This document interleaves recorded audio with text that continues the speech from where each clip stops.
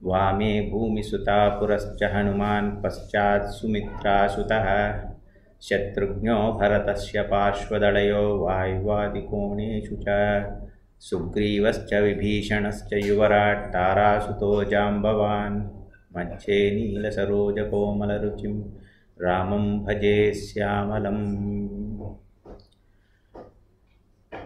రామాయణంలోని అద్వైత వేదాంతం చెప్పాలి అంటే అది ఒక మహాసముద్రం. ముందుగా మొన్న భాగవతంలో బ్రహ్మశ్రీ దత్తాత్రేయ శాస్త్రి గారు భాగవతం రాసేవారు లేదా భారతం రాసేవారు ఆ నారాయణ నమస్కృత్యం వేదవ్యాసుడు వారి స్థితి ఏమిటి, ఆ స్థితి ప్రకారం వారు రాసేటటువంటి ఇతిహాసం కానీ వారు రాసేటటువంటి విషయాలు కానీ అవి మనం తెలుసుకోవచ్చు. అలాగే వాల్మీకి మహర్షి ఆయన ఏ స్థితిలో రాశారు రామాయణం, అది మనం కాస్త కొద్దిగా లోతుగా తెలుసుకుంటే అసలు ఆ రామాయణంలో ఏముంటుందో మనకే తెలిసిపోతుంది. మా చిన్నతనంలో మా నాన్నగారికి ఒక స్నేహితులు ఉండేవారు, ఆయన పేరు రామబ్రహ్మం. అప్పట్లో నాకు రామబ్రహ్మం అంటే తెలియదు, రాముడు తెలుసు, బ్రహ్మం అంటే తెలియదు.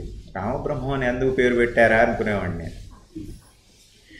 కానీ ఆ రాముల వారి గురించి తెలుసుకుంటున్న కొద్దీ మనం మన అధ్యయన భారతి చేరిన తర్వాత బ్రహ్మం గురించి వింటున్న కొద్దీ ఆ రామబ్రహ్మం ఎందుకు పెట్టారు, అప్పట్లో పేరు ఎలా వచ్చింది అనేది అర్థమవుతూ వచ్చింది.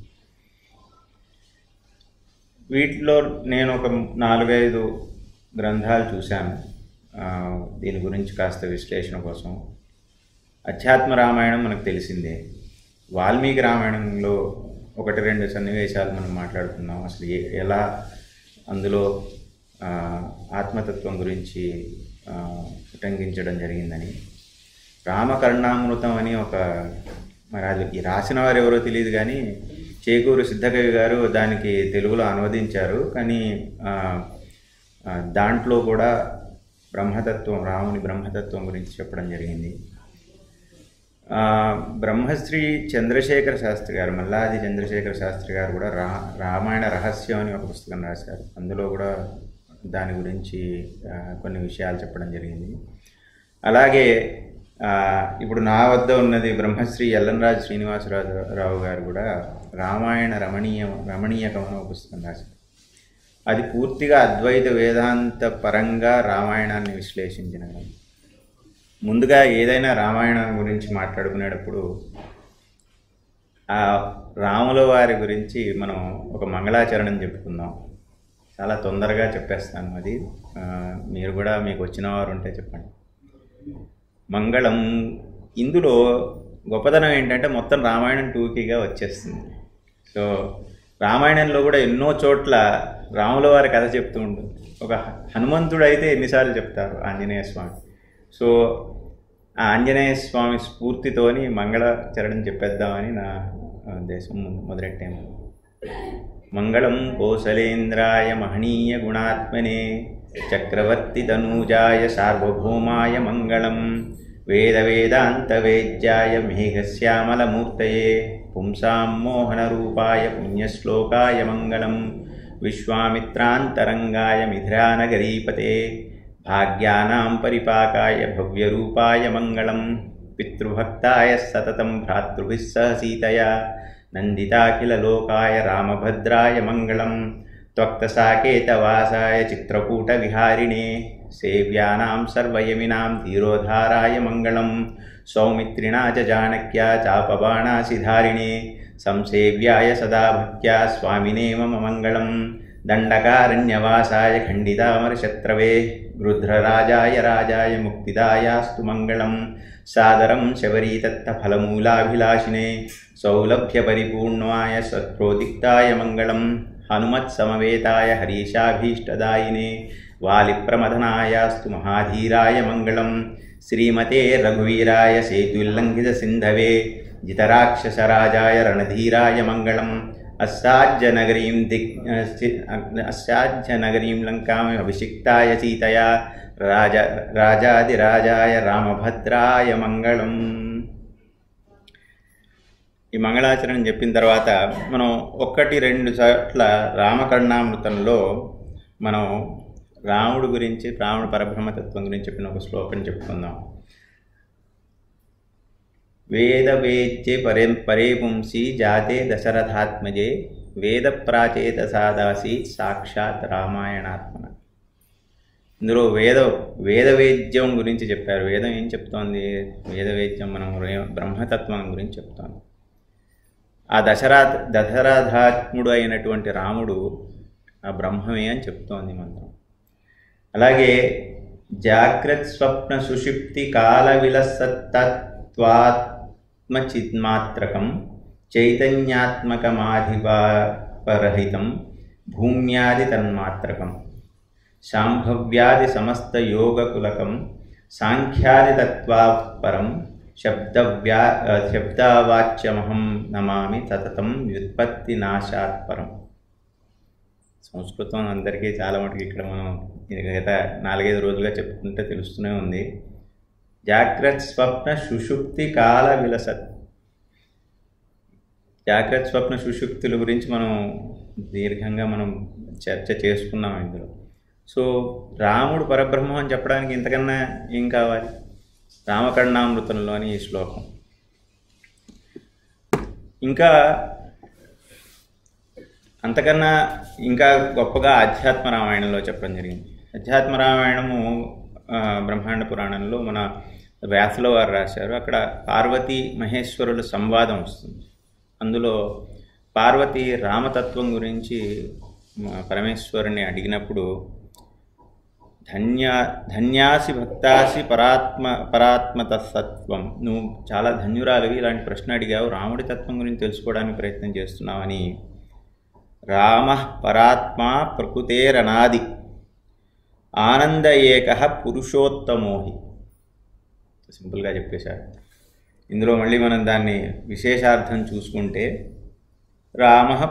రాముడు ప్రకృతి, మామూలుగా తాత్పర్యం ఏంటంటే రాముడు ప్రకృతి కంటే విలక్షణుడైన పరమాత్మ, ఆదిలేనివాడు, ఆనంద స్వరూపుడు, అద్వితీయుడు, సమస్త జీవులను అతిక్రమించిన వాడు. అనాది అంటే ఆదిలేనివాడంటే నిత్యుడు, అంటే త్రికాలాబాధ్యుడు, అది పరబ్రహ్మమే.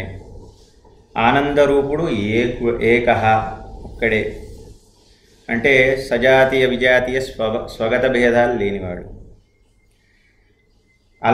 అలా చెప్పిన తర్వాత ఒక చాలా ఇంట్రెస్టింగ్ విషయం ఇక్కడ చెప్పారు. పరాత్మ అనాది ఆనంద ఏకః. ఇక్కడ శృతి ప్రతిపాద్యం ఏంటి? నిత్య శుద్ధ బుద్ధ ముక్త స్వభావం బ్రహ్మస్వరూపం అన్న. ఆ పదాలు వాడకుండా ఈ 4 పదాలు వాడారు. పరాత్మ అనాది ఆనంద ఏక, అక్కడ కూడా బ్రహ్మస్వరూపాన్ని చూపించారు.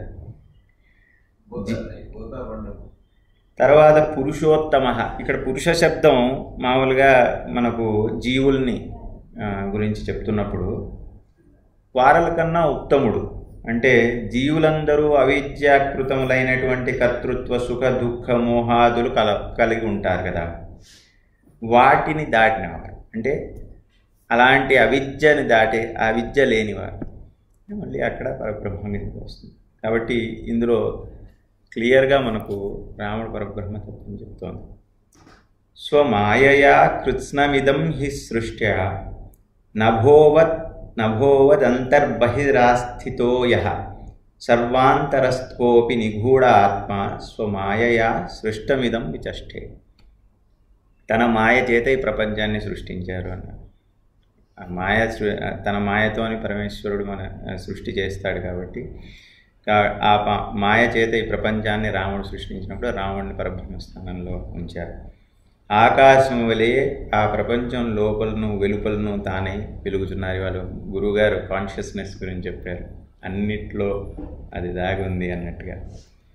అట్లు కాస్మిక్ కాన్షియస్నెస్, అట్లు సమస్త భూతములందును వ్యాపించి ఉన్నప్పటికీ అతని స్వరూపము అజ్ఞానులకు ఆవరణ శక్తి వల్ల కనపడదు.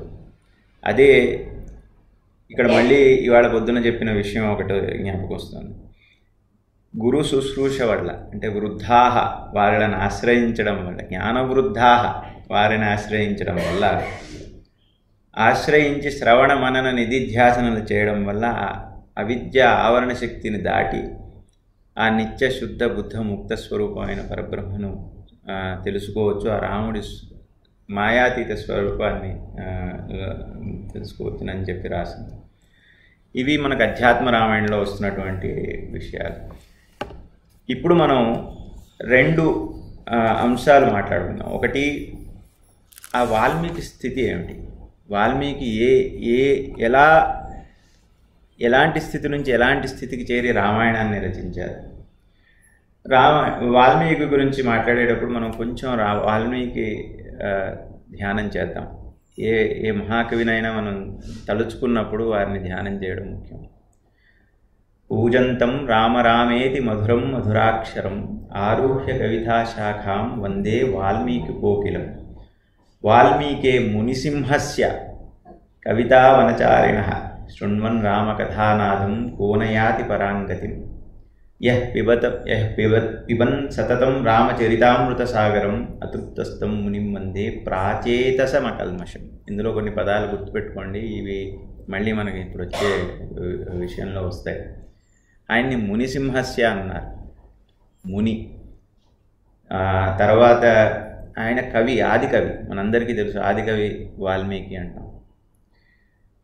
నిన్న మన గురువుగారు సలాహ రఘునాథ శర్మ గారు చెప్పారు, మనం ఋషి కవి ఈ 2 విషయాలు ఎలా వస్తాయి, ఋషి కవి ఎలా అవుతారు, కవి ఋషి ఎలా అవుతారు అని దాని గురించి వారు చెప్పారు. అది కూడా మనకి దీంట్లో వస్తుంది. ఇప్పుడు ప్రాచేతసుడు అన్న పదం కూడా ఎలా వచ్చింది అనేది కూడా వస్తుంది. వాల్మీకి కథ మనకు టూకీగా అందరికీ తెలుసు. వాల్మీకి ఒక బోయవాడని, ఆయన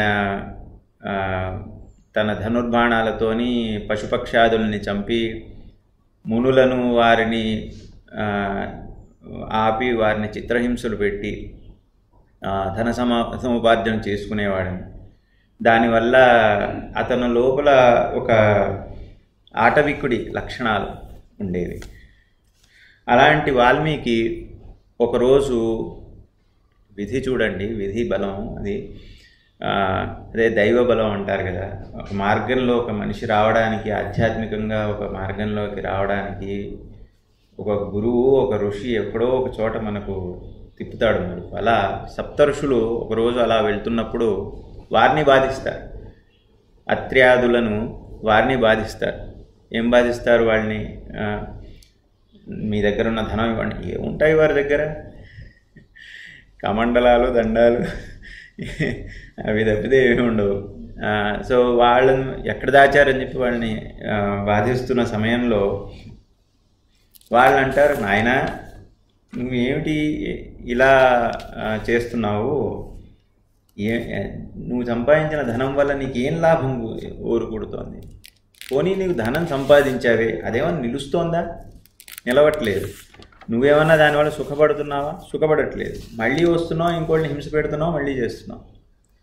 ఇలాంటప్పుడు మామూలుగా ఎవరన్నా బోయేవాడు ఉంటే ఏమనుకుంటాడు? నాకేం చెప్తున్నావు ఈ జ్ఞానం, ఉంటే ఇవ్వు, లేకపోతే నిన్ను కొట్టనైనా కొడతాను, లేకపోతే నేను తోపైనా తోస్తానంటాడు. అలాంటి సమయంలో తపశ్శాలురు, మహాశక్తి సంపన్నులు, తపోనిధులైన వాళ్ళ ముందు అలా చేయలేడు. చెయ్యకపోగా, అయ్యా మీరు చెప్తున్నది నాకు తొలుస్తోంది లోపల, మీరు చెప్తున్న విషయం నాకు బాధ కలిగిస్తోంది, ఏదో నన్ను బాధ కలిగిస్తోంది, కదిలిస్తోంది, నాకు ఏదన్నా ఒక మంచి ఒక మార్గం చూపియండి అయ్యా అంటాడు. అంటే అంతటి కర్కోటకుడైన వాడు కూడా అలా మారిపోతాడు. మహా ఋషి, ఒక గొప్ప తేజోసంపన్నుడి ముందు అలా మారిపోతాడు. సో వారి తపశ్శక్తి వల్ల. సో అలా మారిపోయి ఆయన ఏం చేస్తాడు? ఆయన అంటాడు, సరే నాయన,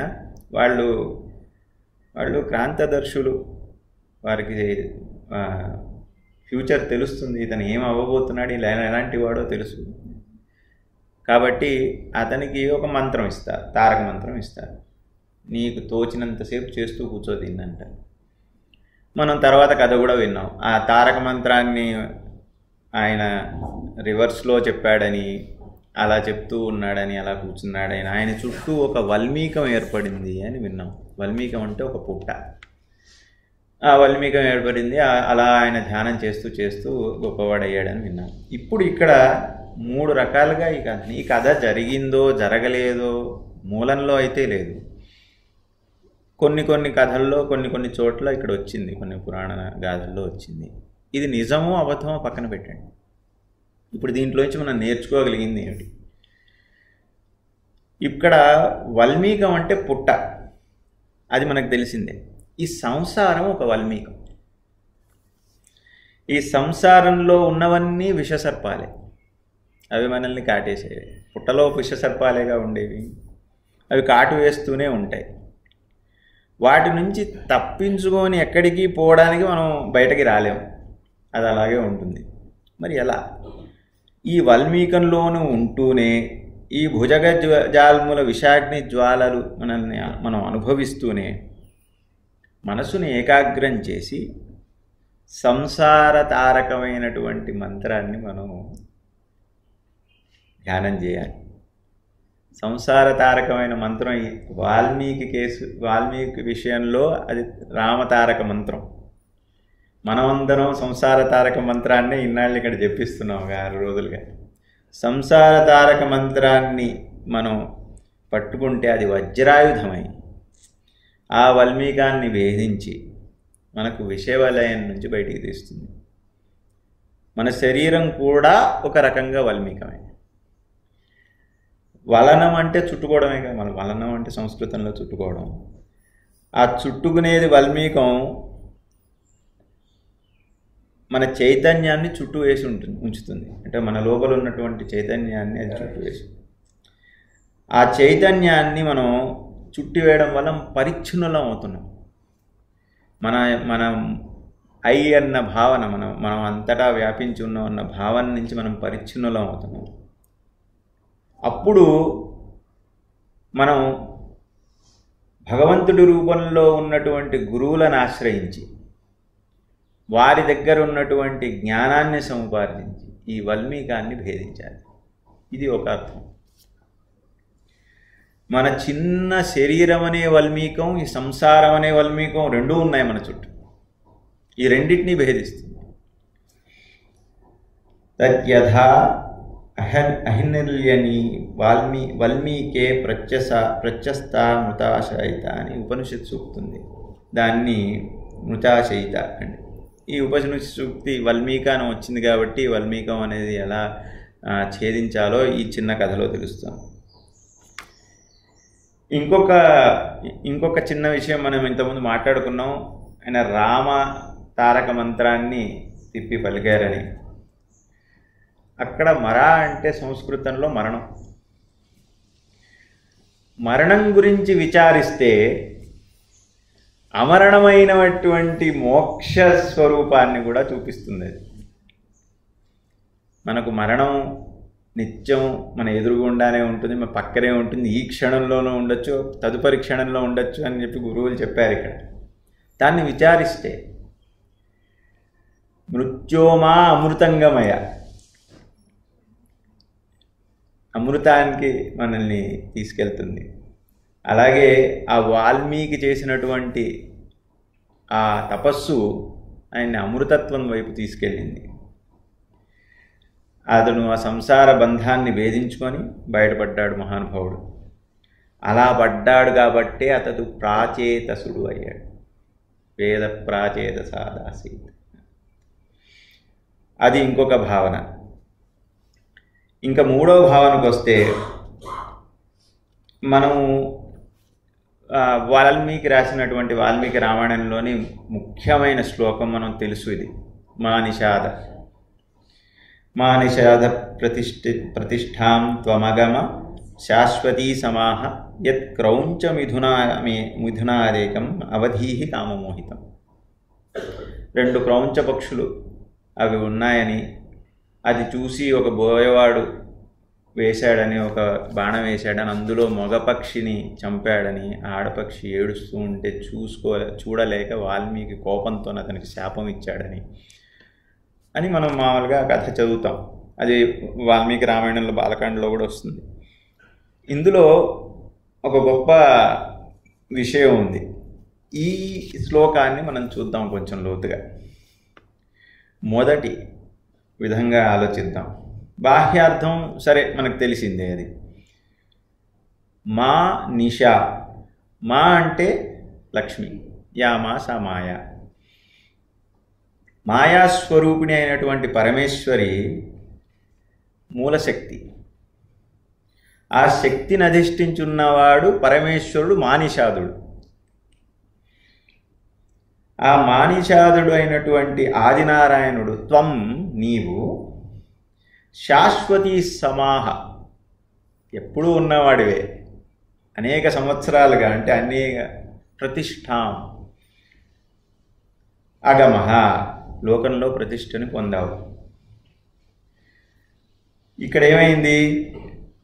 ఆ లక్ష్మీదేవికి మూల ప్రకృతికి అధిష్టం ఉన్నటువంటి బ్రహ్మస్వరూపమైనటువంటి రాముడు ఎప్పటి నుంచి అనాదిగా ఉన్నాడు. అయిందా? యత్, ఎందుకంటే క్రౌంచమిథునాత్, మండోదరి రావణుడు అనుకుందాం, క్రౌంచమిథునుడు. ఆ దంపతులలో ఏకం కామమోహితం, ఎవరు? రావణుడు. ఆ కామమోహితుడైనటువంటి రావణుడు, వాడిని, ఆ దుర్మార్గుణ్ణి అవధీహి నువ్వు సంహరించావు.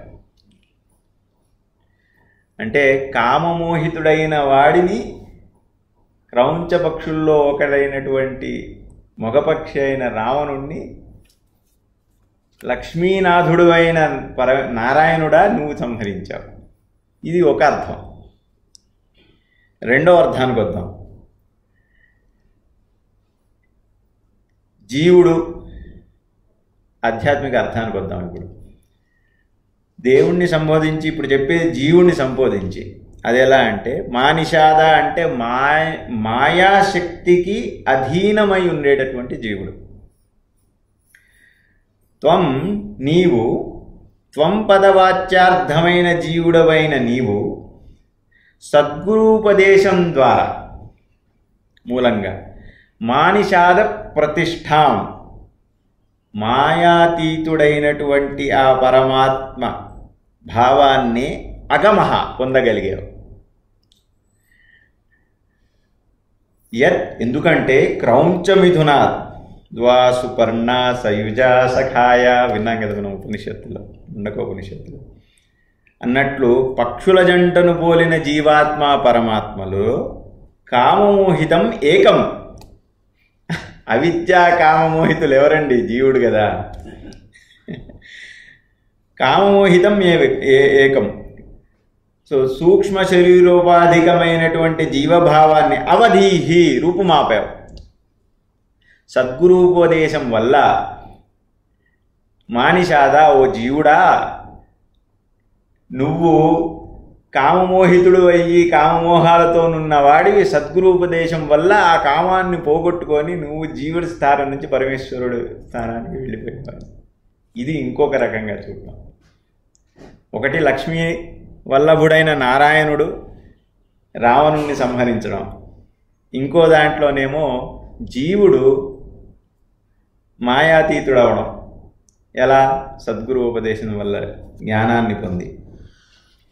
ఇలా ఈ శ్లోకాన్ని ఎన్నో విధాలుగా చూస్తారు. వీటిని చూసినప్పుడు మనకు అందులో తత్వాన్ని మనం అర్థం చేసుకున్నప్పుడు ఆయన రాసింది ఏమిటి? ఒకటి, ఆయన సద్గురువుల యొక్క బోధ వల్ల తన తమో గుణాన్ని, రజోగుణాన్ని పోగొట్టుకొని శుద్ధసత్వంతో ఒక ఋషి అయ్యాడు. ఆ ఋషి నోట్లో నుంచి వచ్చినటువంటి మొదటి శ్లోకంలోని అంతరార్థాన్ని చూస్తే అది బ్రహ్మజ్ఞానమే. ఇది మొదటి శ్లోకమే రామాయణంలో. ఇంకా రామాయణంలో లోతుగా వెళ్తుంటే ఆ కథ వెనకాల ఎన్నో గొప్ప విషయాలు దాగున్నాయి. మొత్తం వేదాంతం అందులో వెళ్తూ ఉంటుంది. సరే, ఇందులో క్రౌంచ మిథునంలో పురుష పక్షి స్థానంలో ఉన్న పాత్రలే కదా మనం ఇక్కడ చూస్తోంది. అవి కామమోహితాలు. ఇందులో 3 ఉన్నారు రామాయణంలో. మనకు తెలిసిన ఒకడు రావణుడు, మనం మాట్లాడేసుకున్నాం. అంతకు ముందు వస్తాడు వాలి, వాడు కామమోహితుడే. విచిత్రం ఏంటంటే దశరథుడు కామమోహితుడే. అంటే అది ఇద్దరిని మాత్రం డైరెక్ట్గా చంపేశాడు ఆయన. ఒకరిని అక్కడ వదిలేద్దాం, వియోగం కల్పించాడు. అంటే కామమోహితం అనేది ఎంత మనిషికి మూలఘాతానికి తీసుకెళ్తుంది అనేది మనం రామాయణంలో కొన్ని పాత్రల ద్వారా తెలుసుకోవచ్చు. సరే, ఇది అయింది. ఆ తర్వాత ఇలా చేసిన తర్వాత మనం మామూలుగా మాట్లాడుకుంటున్నప్పుడు ఇన్ని వాల్మీ తపస్వాధ్యాయ నిరతం తపస్వి మునిపుంగవ అంటాం. ఇంకా గురుగారు ఇంకా చివరి ఆఖ్యానం మనం ఒకసారి లోపలికి వెళ్ళి స్పృశిద్దాం. ఇప్పటి వరకు మనం బయట నుంచి స్పృశిస్తూ వస్తున్నాం. శ్రీరామ భరత సంవాదం. భరతుడికి, భరద్వాజాశ్రమం నుంచి బయలుదేరిన భరతుడికి అయోధ్యాకాండలో ఇది 120వ సర్గో ఎంత అవుతుంది. అక్కడ రాముల వారికి భరతుడికి ఒక చక్కటి చర్చ జరుగుతుంది. మనకు తెలిసిందే ఆ డిస్కషన్. టూకీగా ఆయన్ని రమ్మంటారు. వెనక్కి వచ్చేసి తీసుకో అన్నయ్య, నాన్నగారు కాలం చేశారు, వారు ఉన్నంతకాలం నువ్వు నాన్నగారి మాట విన్నావు, వచ్చావు, అమ్మ మాట కూడా విన్నావు, వచ్చావు, అడవిలో ఉన్నావు, నాన్నగారు కాలం చేశారు, ఇప్పుడు రాజపట్టాభిషేకం నువ్వే చేసుకోవాలి, కాబట్టి రా అన్నయ్య అంటాడు. అప్పుడు భరతుడు అంటాడు, శాంత్విత మామికా మాత దత్తం రాజ్యం ఇదం మమ తద్దదామి తవైవాహం భుంక్ష్వరాజ్యం అకంటకం. మా తల్లి కోరిన రాజ్యముని వదిలేవు కాబట్టి ఇప్పుడు వచ్చి మళ్ళీ తీసుకో అంటాడు. అక్కడ ఇంకో మాట అంటాడు, గతింఖర ఇవాశ్వస్య. నేను గాడిద లాంటి వాడిని, అశ్వన్ లాంటి వేగం కలిగిన వాడు, నీకు నాకు ఏమిటి పోలిక, నేను రాజ్యం చేయడం ఏమిటి నీ రాజ్యం అని అంటాడు. అప్పుడు రామః కృతాత్మా భరతం సమాశ్వాస్యదాత్మవాన్. ఆత్మవాన్ అని చాలాసార్లు అంటారు రాముడిని దీంట్లో రామాయణంలో. సో పరిపూర్ణ జ్ఞాననిష్ఠుడు, తత్వవేత్త, ధర్మమందు దీక్ష కలిగినటువంటి వాడు రామో విగ్రహవాన్ ధర్మ. ఏమంటాడు రాముడు? నా ఆత్మనః కామకార్మోస్తి పురుషోయం అనీశ్వరః ఇతశ్చేత్తరతశ్చైనం కృతాంతః పరికర్షతి. జీవుడు తన కోరుకున్నట్టు సుఖదుఖాలను ఎప్పుడూ రావురా నాయన జీవుడికి. ఎందుకంటే ఈశ్వరుడిలా వాడు స్వతంత్రుడు కాడు. జీవుడు కర్మాధీనముగా సుఖదుఖాలను పొందుతాడు. కనుక ఈ దేశం నుంచి మరో దేశానికి, ఈ లోకం నుంచి మరో లోకానికి, ఈ శరీరం నుంచి మరో శరీరానికి అంతర్యామి స్వరూపుడైన పరమేశ్వరుడు కర్మకు తగ్గట్టుగా ఆకర్షిస్తూ ఉంటాడు. కనుక భరత, నా వనవాసానికి తల్లి కైకేయి కానీ, అలా అని మహారాజు దశరథుడు కానీ కారణం కాదురా. సర్వము దైవాధీనం, అదృష్ట రూపంగా జరిగింది ఇది అని చెప్తాడు. ఇందులో నాకు ఒక చిన్న విషయం చెప్పి ముగిస్తాను. చాలా ఏళ్ల క్రితం ఒక ఉపన్యాసం విన్నాను. అందులో లక్ష్మణస్వామి చాలా కోపంగా, అన్నయ్య కైకేయిని చంపేస్తానని కత్తి పట్టుకొని బయలుదేరుతాడు. ఆగడు, ఎంత చెప్పినా. ఆయన చాలా కోపంగా ఉండడం, ఆదిశేషుడు ఆగడు. నీకు ఇంత అన్యాయం చేస్తుందా ఆవిడ అని. అప్పుడు పక్కకు లాగుతాడు రాముడు, నువ్వు ఆగు, ఏమిటి అల్లరి, నువ్వు ఆగు అని ఒక మాట అంటాడు.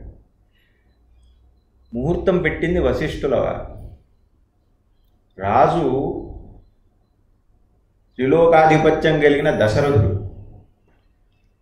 అందరూ ఋషులు రాజులు అందరూ వచ్చారు. నిన్న రాత్రి వరకు నేను దీక్షలో ఉన్నా, అందరూ దీక్షలోకి వెళ్ళారు, జరిగింది. ఇది ఇంకా ఈ ముహూర్తం భేదం అయ్యే అవకాశమే లేదు, కానీ జరిగింది. నువ్వు అనుకుంటున్నట్టు ఒక కైకేయి వల్ల జరిగింది అనుకుంటున్నావురా? ఇది ఏమిటి నీ గోల?